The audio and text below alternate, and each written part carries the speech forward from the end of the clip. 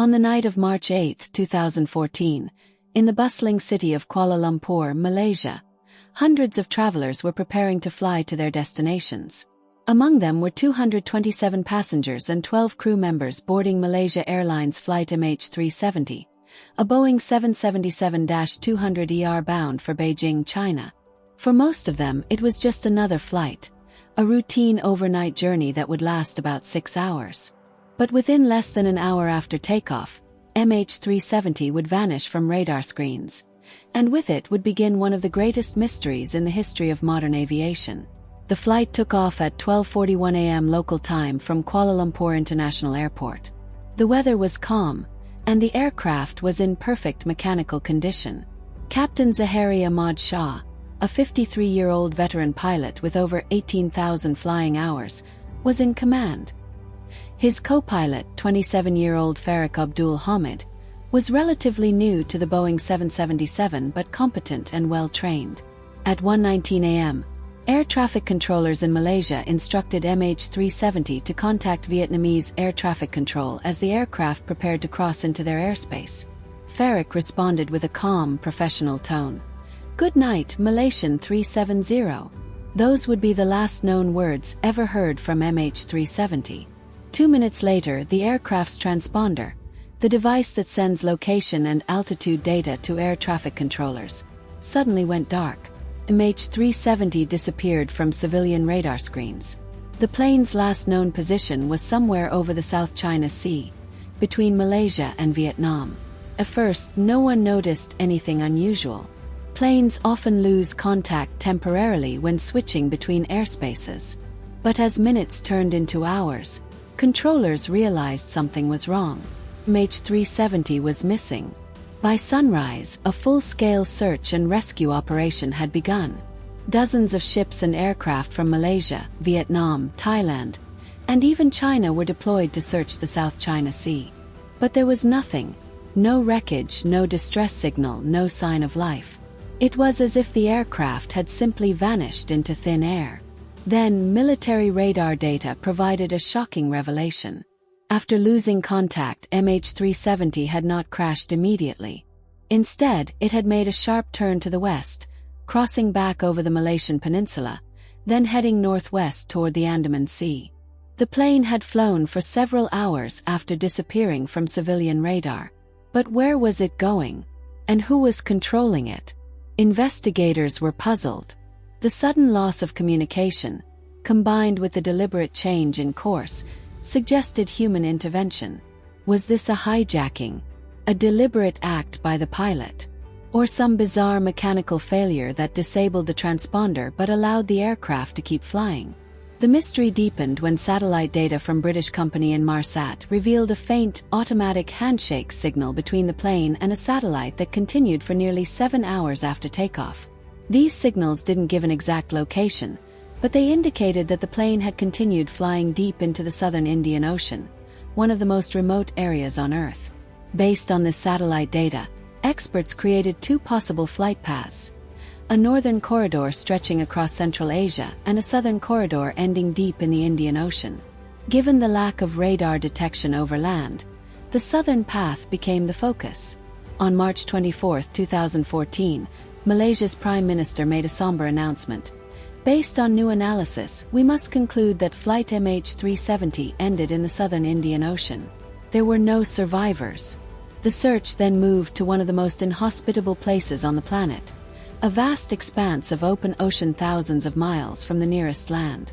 For months, ships equipped with sonar scanned the ocean floor, covering hundreds of thousands of square kilometers. The operation was massive, costing over $160 million, making it the most expensive search in aviation history. Yet despite all efforts, no wreckage was found for more than a year. Then, in July 2015, hope flickered. On the French island of Réunion, east of Madagascar, a beachcomber discovered a large piece of aircraft debris washed ashore. Investigators quickly identified it as a flaperon, part of a Boeing 777 wing. It was confirmed to be from MH370. Over the next few years, more debris would be found on the coasts of Mozambique, Tanzania, and other islands across the western Indian Ocean. The pieces all pointed to the same conclusion. MH370 had indeed crashed somewhere in the remote southern Indian Ocean. But the main wreckage, including the black boxes, was still missing, and with it the answers. As the world searched for truth, theories began to emerge.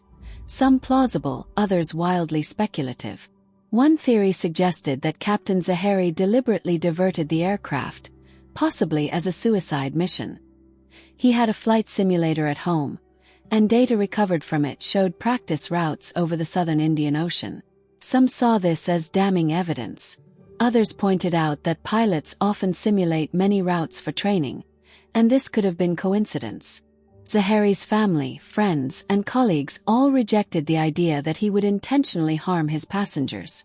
Another theory proposed a sudden depressurization, a slow, silent loss of cabin pressure that rendered everyone unconscious while the autopilot continued to fly until fuel ran out. This ghost flight scenario would explain the lack of distress signals. Yet skeptics noted that the deliberate change of course seemed too precise to be caused by an uncontrolled aircraft. Others speculated about an onboard fire, an electrical failure, or even a cargo explosion. But again, none of these theories fully explained all the data. And then there were the conspiracy theories. Some claimed the plane was hijacked and secretly landed at a remote base. Others suggested it was shot down by mistake by a military force trying to cover up the incident. There were claims it was captured by the United States, or even taken to Diego Garcia, a secretive U.S. base in the Indian Ocean, theories that were quickly dismissed by officials but continued to circulate online. A few even proposed bizarre ideas involving alien abductions or time distortions, evidence of how deeply MH370 had captured the public imagination. For the families of those on board, the uncertainty was unbearable. Months turned into years and still no answers. They were left in limbo, grieving without closure. Many criticized Malaysia Airlines and the Malaysian government for their slow, confusing communication during the crisis. Others accused the investigation of withholding information. The tragedy not only shook aviation safety protocols but also revealed how unprepared the world was to track aircraft in real time, even in the 21st century. The search officially ended in 2017 after covering over 120,000 square kilometers of ocean floor. Yet still, no trace of the fuselage or the black boxes was found. In 2018, a private company called Ocean Infinity conducted another search using advanced underwater drones, scanning an additional 112,000 square kilometers. Again, without success. The Indian Ocean had swallowed its secret. But the mystery didn't die. Independent investigators, aviation experts, and online sleuths continued to analyze satellite data, debris patterns, and ocean currents. Some claimed the final resting place might be further north than previously thought. Others suggested that the plane's descent was steeper and faster, meaning it could have hit the water almost vertically, sinking quickly and leaving little floating debris. Every new theory brought new hope and new frustration. In 2022, a team of scientists from Australia and South Africa reanalyzed ocean drift patterns and proposed a new search area near the 7th Arcade, the line along which the last satellite handshake occurred. They argued that the plane likely lies somewhere near 33 degrees south latitude, in deep waters west of Perth, Australia. Whether another official search will ever happen remains uncertain, but families continue to push for it, hoping that one day the wreckage will be found and the final moments of MH370 will be understood. The story of MH370 is more than just a missing airplane. It's a reminder of how fragile our control over technology can be. How quickly certainty can vanish into the unknown. Despite all the satellites, radar systems, and modern tools of aviation, one of the world's most advanced passenger jets disappeared. And we still don't know why. For the families, every unanswered question is a wound that never heals. For the world, MH370 remains an unsolved riddle, a haunting echo over the ocean waves, whispering of 239 souls who took a flight that never came home. And so, as time moves forward, the mystery of Malaysia Airlines Flight MH370 continues to drift somewhere between the clouds and the sea. A story of loss, of unanswered questions, and of humanity's unending search for truth in the face of the impossible.